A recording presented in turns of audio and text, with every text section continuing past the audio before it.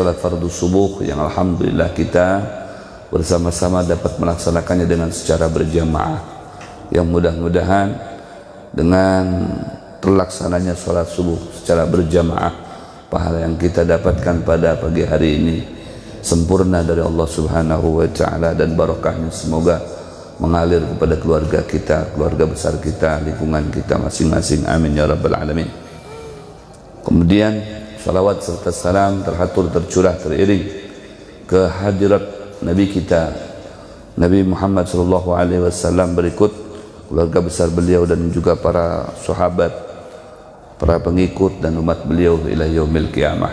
Alhamdulillah, Allah pertemukan kembali dengan Al-Fakir pada kesempatan ini yang alhamdulillah kita masih diberikan kesehatan oleh Allah Subhanahu wa Ta'ala. Dan pada kesempatan ini mari kita sedikit membaca kitab Al-Manhajus Sawi, yang seperti mana setiap pertemuan dengan saya selalu kita membaca kitab Al-Manhajus Sawi yang sesuai dengan batas saya dapatkan dalam kitab saya ini, ya, di pasal bagian ahabbil amal ilallah, perbuatan-perbuatan yang paling disukai oleh Allah Subhanahu wa Ta'ala. Pada dasarnya semua perbuatan yang baik di bawah naungan syariat Nabi Muhammad SAW, sekecil apapun perbuatan yang kita lakukan, itu akan dicintai oleh Allah, disenangi oleh Allah Subhanahu wa Ta'ala, karena tidak ada suatu amalan yang baik melainkan di balik amalan tersebut mengandung ridha Allah Subhanahu wa Ta'ala. Maka kalau sudah Allah ridha, Allah senang dengan apa yang kita lakukan, itu akan menjadi penyebab keselamatan kita di dunia dan keselamatan kita di barzah, begitu juga kelak di akhirat, juga menjadi penyebab kita bisa masuk ke dalam surganya Allah Subhanahu wa Ta'ala dengan dasar ridha dan rahmatnya. Maka disebutkan dalam sebuah hadis dari Abdullah bin Mas'ud, hadis ini juga diriwayatkan oleh Imam Bukhari, bahwasanya di antara amalan yang paling disukai oleh Allah dari semua amalan, ya, ada 3. Yang pertama, salat li waqtiha, menjaga salat tepat pada waktunya. Memang karena susah sekali ya untuk memeliharanya bagi orang yang tidak terbiasa. Tapi sekali lagi, kalau sudah terbiasa seperti imam, itu tidak susah ya. Ya, kalau imam bisa menjaga sholat 5 waktu. Karena kalau imam ya tidak bisa menjaga sholat waktu, bisa dipecat dari imamnya. Ya, maka dengan itu wajib ya. Karena kalau kita ini ya tidak diharuskan, jadi ya sekehendak kita, ya, mana-mana yang kita menurut kehendak hati kita ini kayaknya nyaman, kita sembahyangan, yuk sembahyang. Kalau sudah bagian hati menolak, kok kena-kena aja, ya kena-kena juga. Jadi tergantung nyaman dan kada nyamannya hati. Itu terkadang kita terbawa arus seperti itu, padahal sholat itu bukan semata-mata kewajiban buat kita, tapi itu jadikanlah pokok, ya, pokok dalam keselamatan kita dengan sholat. Seperti mana kita makan, ya, makan itu pokok buat kita. Kalau kita ingin sehat, kuat, sigar, bugar, ya makan. Nah, karena pada identiknya makan itu selalu memberikan kekuatan gitu. Kalau hendak kuat berarti makan, ya. Hendak loyo-loyo, ya jangan makan. Hendak lama, ya jangan makan. Apalagi kalau sampai seminggu, sebulan kada makan sama sekali, matian aja sudah. Nah, itu. Jadi di mana makan, pada logikanya di situ ada kekuatan, kan itu. Berarti kalau nya kada makan, ya kada kekuatan lagi, kan seperti itu. Nah, begitu juga dalam perihal ibadah kepada Allah. Ya, meskipun kalau dalam perihal makan, meskipun itu pokok, tapi dasarnya hukumnya mubah. Tapi kalau sholat itu hukumnya wajib. Ya, meskipun itu juga kita jadikan pokok, juga dalam sisi hukumnya wajib. Ya. Nah, kalau makan tadi meskipun pokok, kita tinggalkan, kita tidak dosa, karena hukumnya mubah. Mubah itu definisinya yusabu ma yusabu fa'iluhu wa la yu'aqabu tarikuhu. Dilakukan, tidak dilakukan, tidak ada mengandung dosa dan tidak ada pahala di situ. Kalau sholat tidak demikian. Ya, kalau kita meninggalkan, ya, yu'aqabu tarikuhu, ditinggalkan berarti kita disanksi oleh Allah. Yusabu fa'iluhu, kalau dilakukan berarti kita mendapatkan nilai, ya, nilai dari Allah, mendapatkan pahala dari Allah. Karena kita masih tahap ujian, makanya perlu nilai. Ya, setiap yang kita lakukan kita dinilai oleh Allah karena kita masih tahap ujian. Ad-dunya darul mihnah. Ya, dunia itu tempatnya ujian. Ya, jadi jangan merasa aduh kayak apa ya, lamah bener nih pagi ini, aduh kada usah gini ke masjid dan sini aja, atau kena-kena aja gini gitu ya, jam-jam 6:30 sembahyangan. Jangan. Ya, kita tetap harus kedepankan karena ujian. Jangan sampai nilai kita kena habang semuanya kan itu. Atau nilai kita rendah semuanya. Nah, jadi harus kita berkomitmen nilai kita harus rata-rata, ya, 90, atau 9, nah itu di atas yang lainnya. Harus mengejar seperti itu. Nah, kita dinilai, semua dinilai. Ya, bahkan duduknya kita dinilai, bicaranya kita dinilai, berjalannya kita dinilai. Entah itu baik, tidak baik, tetap semuanya ada nilainya. Ya, in khairan fa khairun, syarrun fa syarrun. Amunnya baik, nilainya baik juga. Amunnya kada baik, nilainya kada baik juga. Nah, tergantung kita. Kita ini hendak diberi nilai oleh Allah ini nang baik-baiknya kah atau nang buruknya. Nah, itu. Jadi tergantung kita mengedepankan yang mana. Nah, dibolehkan lagi kepada kita. Nah, ya, kalau kita hendak menjadi orang yang baik dan mendapatkan nilai baik, ya berarti harus a'malus shalihat. Harus rancak kita beramal baik, karena dalam Al-Quran hanya amal baik itulah yang mengantarkan kita menjadi bernilai baik di mata Allah Subhanahu wa ta'ala. Innal ladzina amanu wa amilus shalihat, ya, sesungguhnya orang yang beriman dan amal soleh, ya, amal ladzina amanu wa amilus shalihat, sesungguhnya orang yang beriman dan amal soleh. Pasti orang yang beriman itu dikait-kaitkan dengan amal yang soleh, dengan perbuatan-perbuatan yang baik. Baru nanti macam-macam di situ hasilnya. Kalau sudah beramal soleh dia dapat surga. Ya, falahum jannatul ma'wa nuzulan bima kanu ya'malun. Oh, dia dapat surga. Ada lagi nilai berikutnya. Ya, oh berarti dia menjadi apa namanya sebaik-baik manusia. Dengan amal soleh dia menjadi sebaik-baik manusia. Ulaika hum khairul bariyah, itu. Ya, sebaik-baik manusia. Semuanya ada nilainya. Ya, nilai kita di dunia, nilai kita di akhirat ternyata hanya dengan satu titik, yaitu dengan titik perbuatan yang baik, ya, amal saleh. Amal saleh, dan dari sekian amal saleh yang paling disukai oleh Allah, dikatuji oleh Allah Subhanahu wa ta'ala, yaitu as-salah di waktu, salat pada waktunya. Ya, salat pada waktunya. Seperti mana pada pagi hari ini kita dapat melaksanakan salat sesuai pada waktunya. Ini yang dikatuji oleh Allah, ini yang disukai oleh Allah Subhanahu wa ta'ala. Bahkan nilai yang diberikan oleh Allah Subhanahu wa ta'ala bagi orang yang melakukan sembahyang atau salat, ya, sesuai dengan waktunya, seperti mana pada kesempatan ini, ya, di antaranya saja itu dosa-dosa kita diampuni oleh Allah Subhanahu wa ta'ala. Masya Allah, dosa-dosa kita semuanya diampuni oleh Allah Subhanahu wa ta'ala. Ya. Seperti mana ulama memberikan keterangan perumpamaan, ujar ulama tadi, coba jar kalian renungkan, andai seseorang itu mandi dalam sehari itu sampai 5 kali, kira-kira masih adakah kotoran itu terdapat di dalam batang tubuhnya? Sehari mandi sampai 5 kali. Ya, kita nih sehari mandi sekali aja masih kelihatan glowing. Ini Pak Imam ini kalau mandi ini kelihatan glowing. Kalau mandi aja kelihatan glowing, kayak cuma glowing muhanya aja. Nah, itu kalau mandi cuma wudu mah. Kayak apa kalau mandi? Sekali barang mandi itu udah terlihat sigar awak. Ya, melihat muha, masya Allah, pinanya apa namanya glowing, pinanya tarang ini. Hanya sekali mandi. Kayak apa mandi? Ya, 5 kali dalam sehari. Allahu Akbar. Belum lagi Mbah pada mandi itu pakai skincare ibu-ibu. Iya, udah mandi pakai skincare 5 kali. Berarti 5 kali mandi, ibu 5 kali skincare. Mukanya udah kayak artis-artis dah. Ya, udah kayak artis-artis Korea kayaknya. Luar biasa ya. 5 kali kayak apa ada tarang wajah. Nah itu, jadi mukanya bercahaya. Ya, begitulah perumpamaannya orang yang sholat 5 waktu dalam sehari semalam itu tidak mungkin ada kotoran.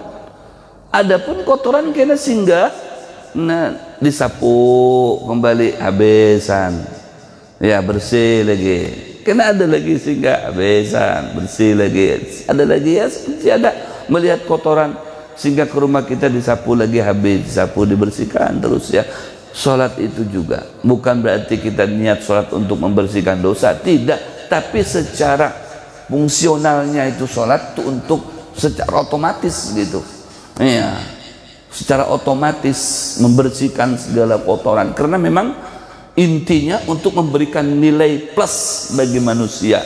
Jadi kalau ada kotoran-kotoran yang menempel dalam diri manusia yang hissa, yang makna, yang secara makna ya tidak terlihat kotorannya, ya tidak terlihat, itu di laundry gitu. Jadi sholat itu mengandung laundry untuk tubuh kita, jadi dibersihkan jiwa, bersih semuanya dalam kita. Makanya orang kalau sudah maaf ya sholatnya tidak tertinggal, selalu dilakukan di masjid dengan secara istiqomah, apalagi ya meskipun jamaahnya bukan sholatnya, jamaahnya itu sunnah, tapi jangan sesekali ditinggalkan ya, karena kata Al-Habib Abdullah bin Alawi Al-Haddad itu ditakutkan yukhsha alaihi su'ul khatimah. Kalau kita sampai menganggap remeh dengan perkara yang sunnah itu ditakutkan su'ul khatimah, ditakutkan, tidak diponis su'ul khatimah kada, ditakutkan. Karena apa ya, menggarisbawahi hadisnya Rasulullah, man tahawana bisunan uqiba bil faraid. Siapa yang orang itu katuju merendahkan ya yang sunnah-sunnah, maka tidak menutup kemungkinan ya uqiba bil faraid, kelambatan ini akan merendahkan perihal yang wajib. Nah kayak itu.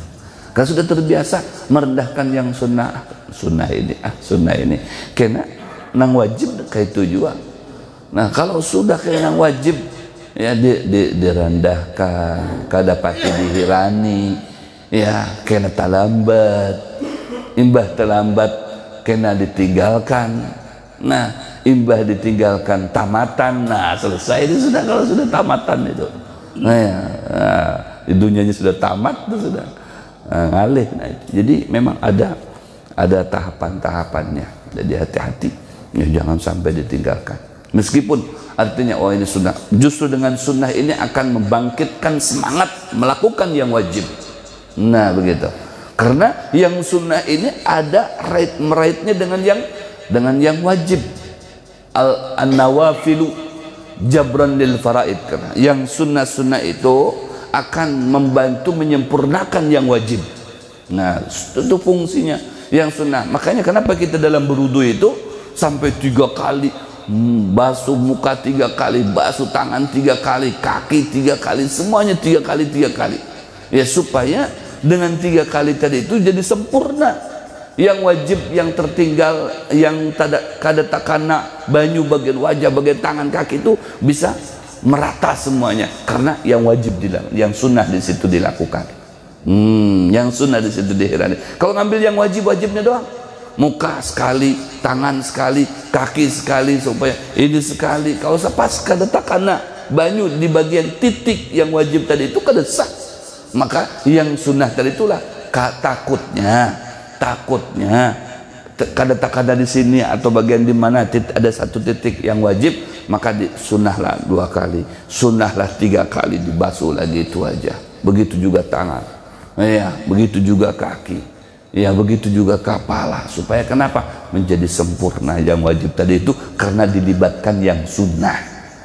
Yang sunnah itu jangan sampai kedihirannya.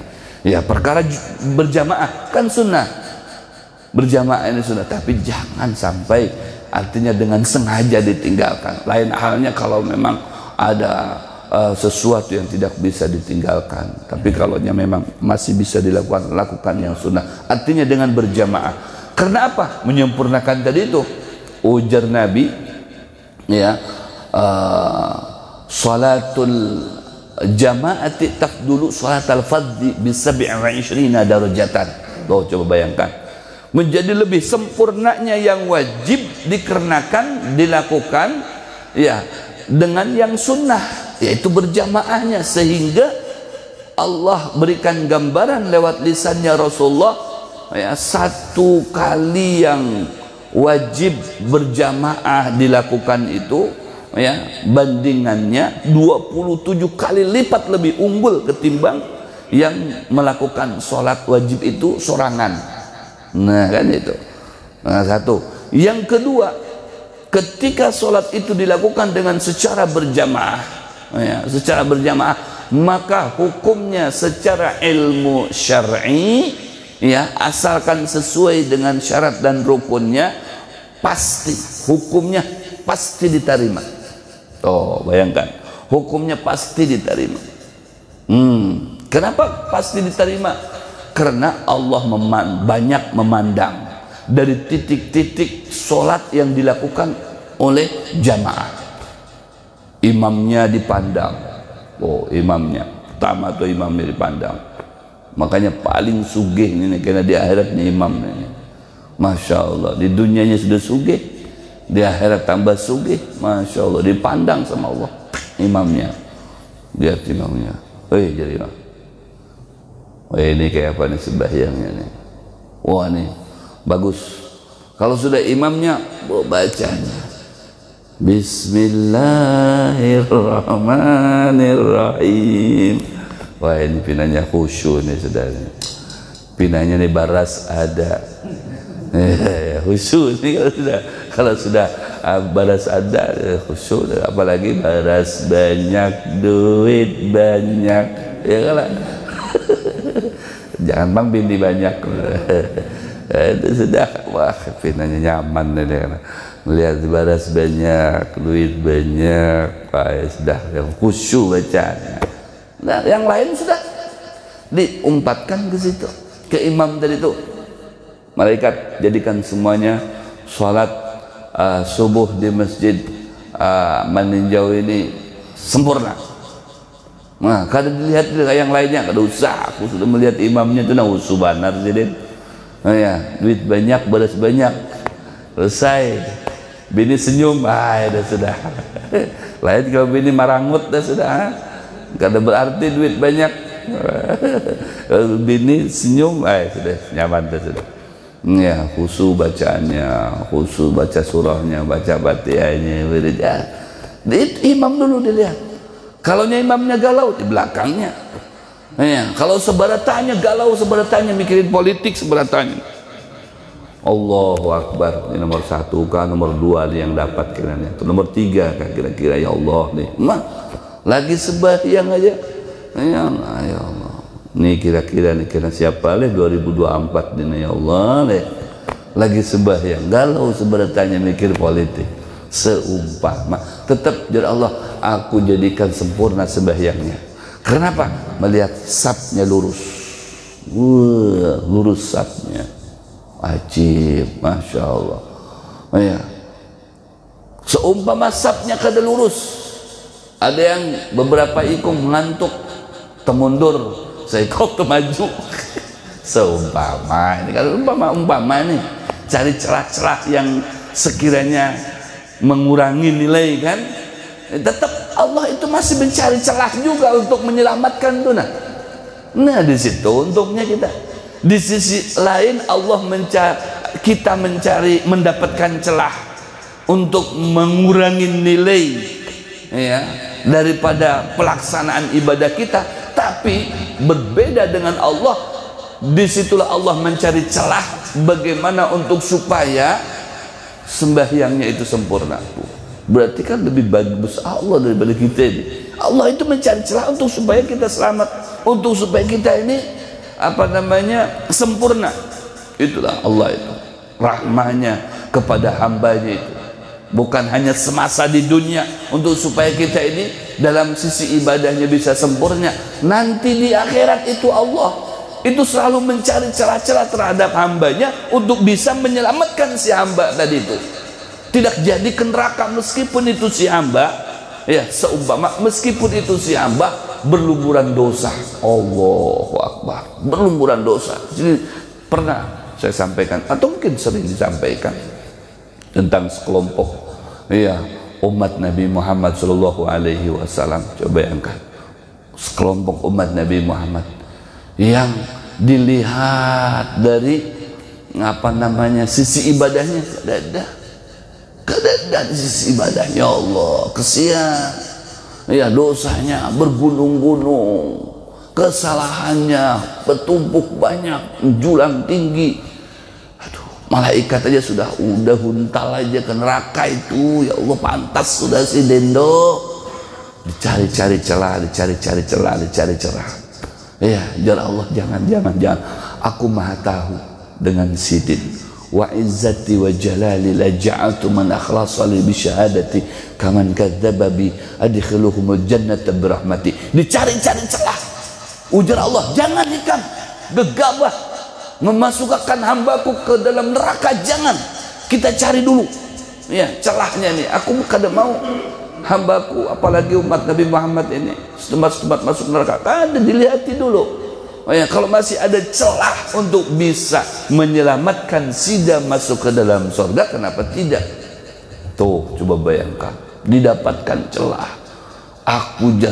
Ujar zatnya Allah Subhanahu wa ta'ala yang maha mengetahui daripada ikam wahai malaikat, bahwasanya orang ini suah berikrar, mengucap syahadat kepada aku didasari dengan hati yang tulus, hati yang sungguh-sungguh beriktiraf mengakui aku sebagai Tuhannya, kekasihku Muhammad sebagai nabinya.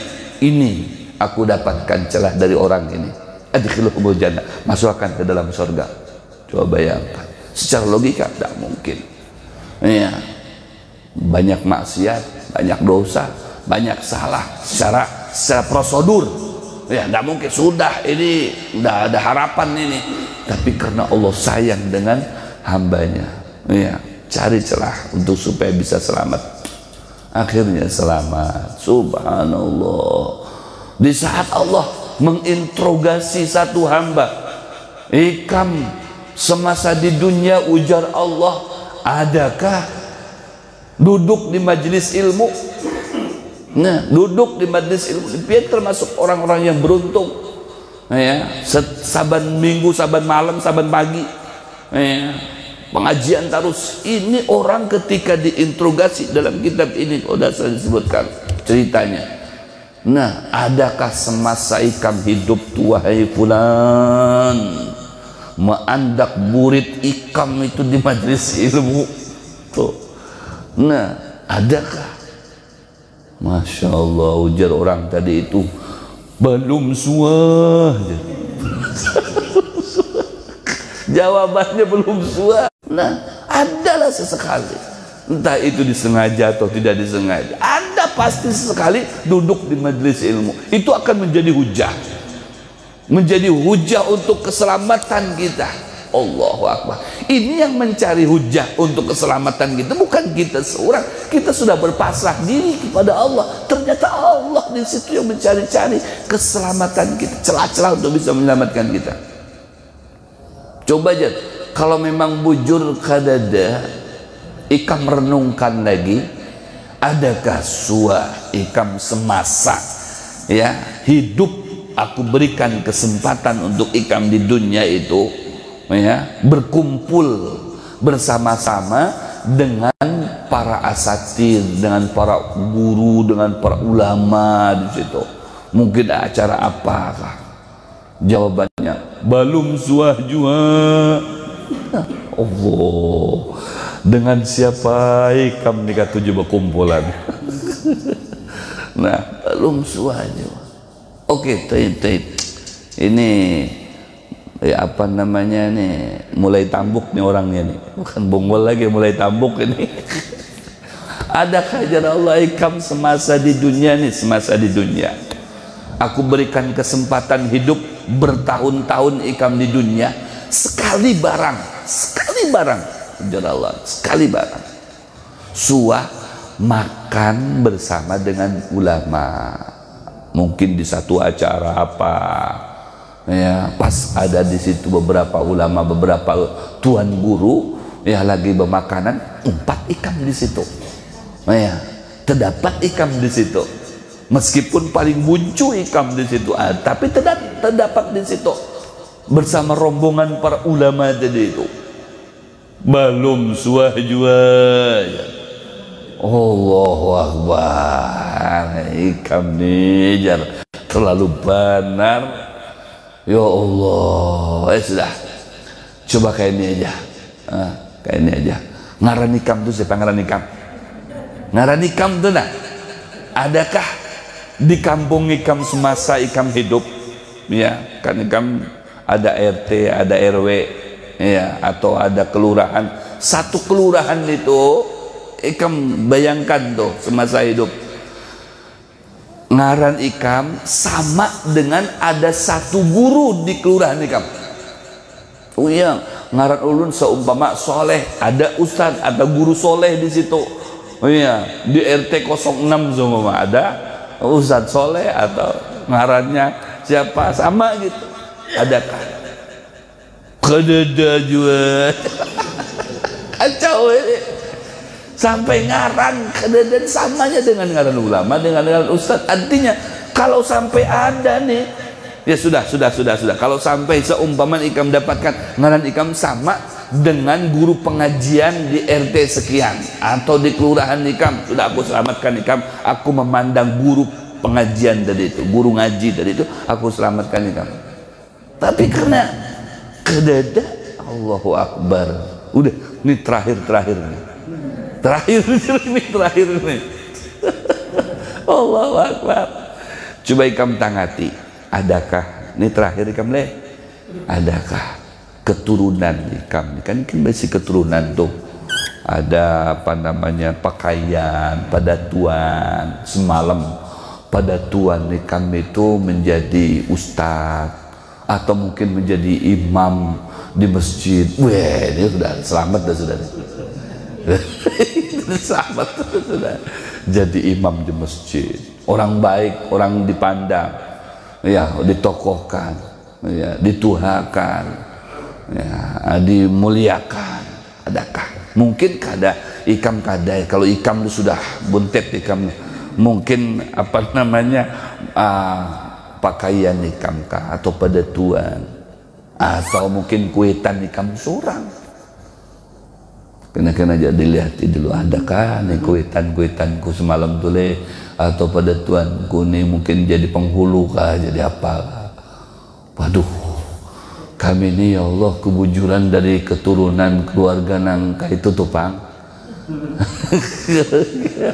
Rasakan dia ini nih, nilai-nilai kebaikannya keturunan kami pokoknya preman seberataan.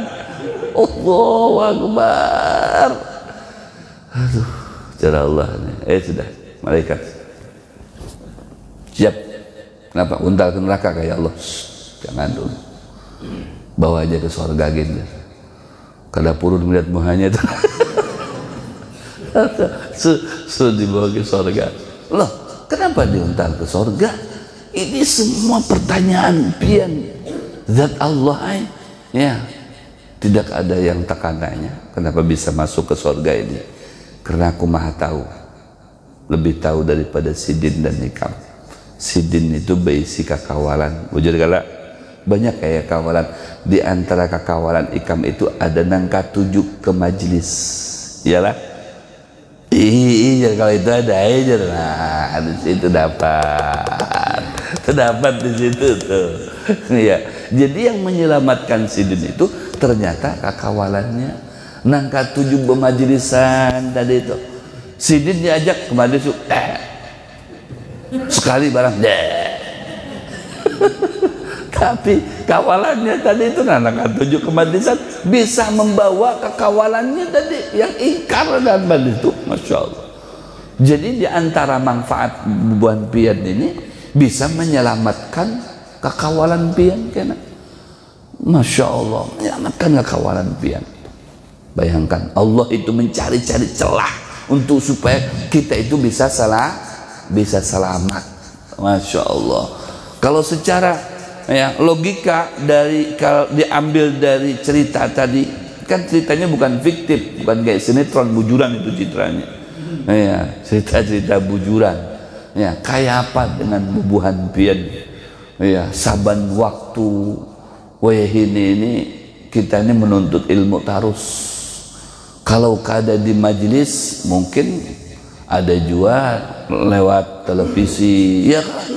Ya, lewat HP, ini kan masya Allah luar biasa. Kalau memang HP-nya dijadikan untuk menuntut ilmu, tapi kalau HP-nya dijadikan untuk main game, ya game juga ini dapatkan. Ya, kalau menuntut ilmu bisa jadi dapat di situ. Wah, kemana nih Habib Muhammad Lawas sudah hadir? Seumpama kan ada channel YouTube-nya, aku buka ya, channel Bin Muhdor TV, keluar di situ ada. Aku lewat sini aja dah belajar ilmu nih. Wah ini kan nyaman, bahari ngalih hendak menuntut ilmu, guru kadapati nyaman didapati, majelis taklim kadapati nyaman didapati. Amun wah ini pian gurunya yang mencari kita, saking banyak guru tuh nah. Guru yang mencari kita, guru yang mencari jamaah, bahari jamaah yang mencari guru, saking ngalihnya guru. Amun wah ini, waduh hampir setiap orang jadi guru. Pian guru seberataan, sudah ya kan, guru seberataan. Dari saking Allah berikan kemudahan ya di era kita ini, nah alhamdulillah, Allahu Akbar, satu kenikmatan. Ya, kembali lagi, sholat pada waktunya itu adalah merupakan satu amalan yang paling disukai, diketujui oleh Allah Subhanahu wa Ta'ala, karena diantara manfaatnya bukan hanya memberikan nilai pahala buat kita, akan tetapi juga melondri bagian batin dan zahir kita. Ya, dinilai oleh Allah menjadi orang yang terbaik, ya, menjadi orang yang termulia, teragung. Inna akramakum indallahi atqakum, yang paling mulia, paling agung, ujar Allah Subhanahu wa Ta'ala, di antara kalian yaitu yang paling banyak menjalankan ketakwaannya kepada Allah Subhanahu wa Ta'ala. Takwa itu apa? Menjalankan perintah Allah. Di antaranya apa? Salat 5 waktu. Jadi orang yang salat berarti dia sudah berjalan di atas rel ketakwaan kepada Allah Subhanahu wa Ta'ala. Yang kedua, ya, yang kedua ujar Rasul SAW tadi, amalan yang paling diketujui itu adalah birrul walidain. Ini ada kaitannya nih. Ya, sholat kita ini akan runtuh, ya, akan menjadi sia-sia, ya, nilainya itu kalau sampai kita durhaka kepada kuitan. Itu intinya. Kalau sampai kita durhaka kepada kuitan. Ya, tapi kalau kita sudah mempunyai satu nilai yang udah luar biasa, nilai sholat udah kita jaga, udah ditutup, dijaga, tinggal kita menjaganya, tinggal kita ya mencari nilai lain lagi. Ya, apa itu nilai lainnya? Berbakti kepada kuitan. Allahu Akbar, berbakti kepada kuitan. Ujar Rasulullah, jangan lupa minimal sehari semalam itu mendoakan kuitan 5 kali. Itu. Rabbighfirli wa liwalidayya warhamhuma kama rabbayani shaghira. Jika tidak dalam sehari semalam itu mendoakan kuitan minimal 5 kali, maka kita tergolong orang yang durhaka kepada kuitan. Allah, doakan kuitan. Habis sembahyang ini kan minimal habis sembahyang tuh. Ya, berarti sehari semalam 5 kali itu sehabis sembahyang itu kita doakan kuitan. Rabbighfirli wa liwalidayya warhamhuma kama rabbayani shaghira. Nah, itu minimal. Jadi jangan hanya pas di saat sehabis sembahyang aja. Kalau bisa setiap kita berdoa, nah dilibatkan di situ. Wali walidina, setiap Fatihah. Makanya selalu kalau saya ngajar apa saja, Fatihah itu, tawasul itu penting ya bagi saya. Kenapa? Di situ juga selain bertawasul kepada para anbiya, para rasul, para aulia, para solihin, para tuan guru, juga di situ dilibatkan wa walidina wa walidihim wa amatina wa amatihim. Nah itu kuitan-kuitan kami ya Allah dan kuitan-kuitan mereka. Ya, kuitan kita itu dilibatkan di situ. Biar himung ya. Ketika kita tawasul itu himung. Ya, yang sudah meninggal. Oh, yang hidup ya, bolehkah ditawasul? Tidak apa-apa yang hidup ditawasul. Dibacakan Fatihah, didoakan panjang umur, didoakan sehat, begitu. Bacakan Fatihah yang masih hidup. Kalau yang sudah meninggal dibacakan Yasin. Ya, bacakan Yasin. Iqra'u Yasin ala mautakum. Bacakan surah Yasin kepada yang sudah meninggal. Itu yang dianjurkan oleh Rasul sallallahu alaihi wasallam. Sudah meninggal. Ya, jangan dibawakan lampu lilin. Ya, diandak di situ. Bacakan. Ya, Yasin itu akan lebih menerangi kuburannya daripada lilin. Kan gitu.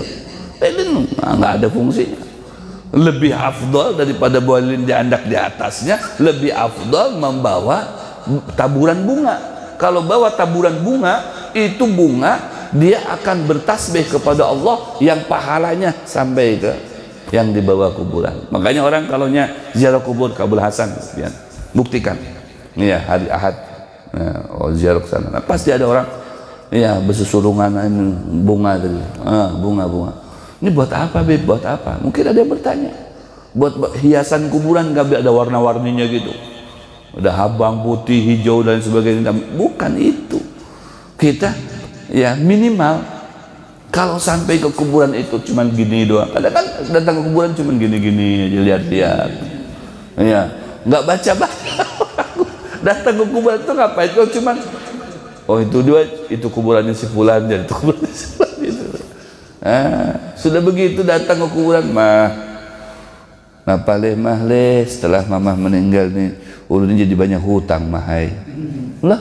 Jadi mamahnya orang datang bukannya bacain Fatihah ya, bukannya bacakan surah Yasin, malah mengadukan hutang. Coba git mahai bantu jadi mahai. La ilaha illallah. Minimal kalau tidak bisa muntung kita komat kamit dengan baca-baca doa, bawa tuh bunga tadi. Nah, kita nukar di jalan tadi itu pas anak masuk nukar. Nah, ditaburnya. Selesai dan sudah balik lagi. Dapatnya pahala. Nah, dapat pahala. Tapi jangan bunganya yang sudah kering, jangan. Masih hidup, yang masih segar tuh. Nah, dia bertasbih kepada Allah. Nah, pahala tasbihnya itulah sampai ke dalam kubur. Ya, kenapa bisa tahu yang kayak itu lebih baik? Ya, Rasulullah SAW ketika sedang berjalan dengan diiringi beberapa para sahabat, maka didapatilah di dalam pertengahan perjalanan itu beberapa kuburan yang tua. Dan Rasulullah ya mendengar ada jeritan, tangisan di bawah kuburan itu. Berhenti sejenak, memerintahkan para sahabat untuk menatap pelepah kurma. Kemudian hasilnya ya ditatak-tataklah si pelepah kurma tadi itu, ya diunjuk kepada Rasulullah, kemudian sama Rasulullah diandaknya di atas kuburan-kuburan tersebut. Ya, kata Rasulullah, ini pelepah-pelepah kurma tadi dia akan bertasbih kepada Allah yang pahalanya terus mengalir kepada yang di bawahnya. Ini akan meringankan, ya, meringankan yang dia dapatkan di dalam kubur ini. Coba bayangkan, itu pelepah kurma. Oh, makanya jangan kalau ada taburan bunga itu malah diambil, ulun ngambil berkah lah. Ini sagan cucu ngambil, ini sagan anak, ini sagan cicit, ini sagan kai. Ya, diambilannya kada boleh. Kalau yang masih sigar itu jangan diambil, kada boleh ngambil berkah. Bukan ngambil berkah, bisa disarikinya tuh sama yang di bawah.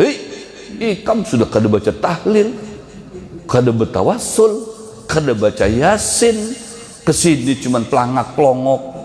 yang ngambil bunga, mencuri ikam, nyuntan, kurang ajar ikam nih. Nah, ampar nih jar dari bawah. Jangan. Ya, itu pernah ada terjadi itu. Ya, jadi ada satu orang ziarah memindahkan apa namanya besi yang pagarnya itu dipindahkan. Itu langsung malamnya itu sarik orangnya. Ikam ini kurang ajar, mengganggu jar pagar rumah kami. Kenapa pakai dipindah-pindah nak itu? Ikam nih aku sarik dengan ikam itu, dimarahinya orang. Nah, jangan diganggu, biarkan. Ya, biarkan. Kalau sudah kering dibersihkan, tidak apa-apa. Itu babungah memberikan manfaat kepada yang di dalam kubur. Apa artinya? Apalagi kalau kita ini baca Yasin, yang ujar Nabi SAW, ya, man qara'a harfan min kitabillah kutibat lahu hasanah. Siapa yang baca satu huruf daripada Al-Quran, Allah berikan satu pahala. Wal hasanah bi asyri amsalihah, yang dari satu pahala dilipat gandakan lagi oleh Allah menjadi 10 minimal, menjadi 10 kali lipat. Ya, bayangkan itu satu huruf ujar Nabi. Ya, seperti apa? Alif lam mim la aqulu harfun wahidun. Satu ayat alif lam mim itu bukan satu huruf, bukan satu huruf itu. Alif lam mim itu, melainkan alifnya satu huruf, lamnya satu huruf, mimnya satu huruf. Itu satu ayat. Satu ayat itu bisa jadi beberapa huruf. Coba bayangkan. Ya, Yasin 2 huruf sampai wa ilaihi turja'un berapa huruf? Iya, banyak. Asal jangan bacanya Yasin wa ilaihi turja'un shadaqallahul azim. Nah, itu namanya menyuntan. Yasin sampai selesai wa ilaihi berapa hurufnya? Satu hurufnya 10. Coba bayangkan kayak pakai ada himung yang di dalam itu, pesta yang di dalam itu. Kuitan kita bacakan Yasin, makanya ujar Rasul ikra'u Yasin ala mutakum. Oh, himung di dalam kubur. Ya Allah, anakku itu, anakku tenang, jangan dimatikan dulu ya Allah. Nah, sebelum ini sugih, sebelum ini sukses tuh anakku dan lelakian tuh, jangan matikan dulu sebelum bininya 4 tuh ya Allah. Wah, tahu ya anak kuitannya, tahu ini anaknya anak bini 4 biar jadi Superman kan. Nah, kalau bini 4 kan istilahnya jadi Superman. Ya. Kalau bini 3 gentleman. Ya. Kalau bini 2 real man. Kalau bini seikung cemen. Kalau yang belum berbini apa itu? No comment. La ilaha illallah. Didoakan sama kuitan tuh, ya Allah itu tuh ya Allah, anakku tuh jangan matikan dulu sebelum sidin sugi sukses. Oh, coba bayangkan. Jadi didoakan sama himung kuitan melihat anaknya setumat-tumat datang ke kuburan baca Yasin di situ. Nah, setumat-tumat datang ke kuburan baca Yasin di situ. Jangan nunggu pas hari raya. Hari raya hanyar ke situ, maaf-maaflah hanya ada waktu dia datang. Astagfirullah, kemana ikam kemana?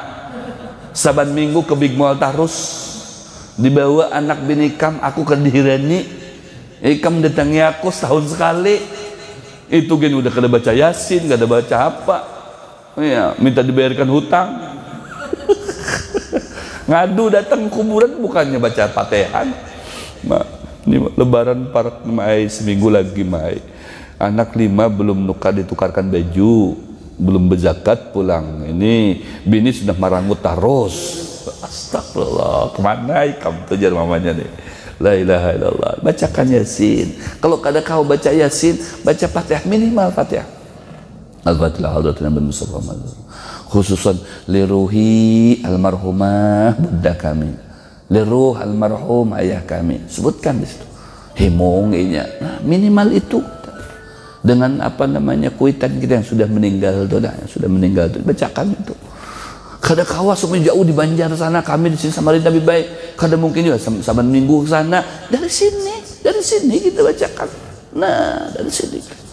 Besukan kita nukar nasi kuning, tambahi sebuteng bungkus ada kekawalan. Nah, ini nyaman nasi kuning lambung ini aja. Nah, himung orang dalam hati, semoga pahalanya sagan mamako, sagan abahku dapat. Nah, besukan ada nasi kuning abah. bukan nasi kuning yang dapat kan, pahalanya itu yang dapat. Kuburan dapat nasi kuning Bayin Talu dan dapat pahala sampai ke sana. Nah itu salah satu birrul walidain. Ini yang akan menopang amal ibadah kita menjadi sempurna dengan kita itu berbakti kepada kuitan, karena disitulah akan kita dapatkan ridho Allah. Ridho Allah fi ridhol walidain. Ridho Allah itu terletak dengan ridho kedua orang tua. Kalau kita pandai mengambil hati kuitan kita menjadi senang dengan kita, ridho dengan kita, pasti Allah akan ridho dengan kita, pasti hukumnya. Nah pasti Allah akan ridho dengan kita, asalkan kuitan kita ridho dengan kita. Maka pandai-pandai mengambil hati kuitan kita. Kalau masih hidup diilangi, ya diilangi saban hari atau saban minggu kah. Nah ditransfer tiap hari, pasti himung tuh. Ya, sejam transfer, sejam transfer.